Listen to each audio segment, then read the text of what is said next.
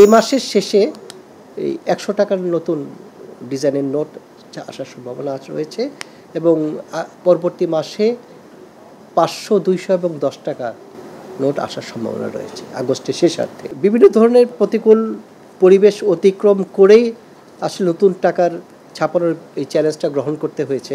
কারণ আপনাদের সাথে শেয়ার করি যে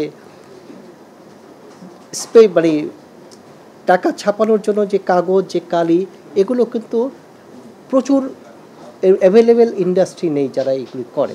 স্পেশাল টাইপস অফ কাগজ, স্পেশাল টাইপস অফ কালি হাতে গোনা দুই একটি প্রতিষ্ঠান ওয়ার্ল্ডে করে। কাগজ কিনেছে যে কোম্পানি থেকে কাগজ সরবরাহ করত, 250 বছরের পুরাতন ফ্যাক্টরি হঠাৎ বন্ধ হয়ে গেছে। কালি সরবরাহ যাদের কাছ থেকে কালি সংগ্রহ করা হবে তারা বলেছিল যে আমরা যে টাইমের মধ্যে চেয়েছিলাম এই টাইমের মধ্যে কোনোভাবেই তারা কালি সরবরাহ করতে পারবে না।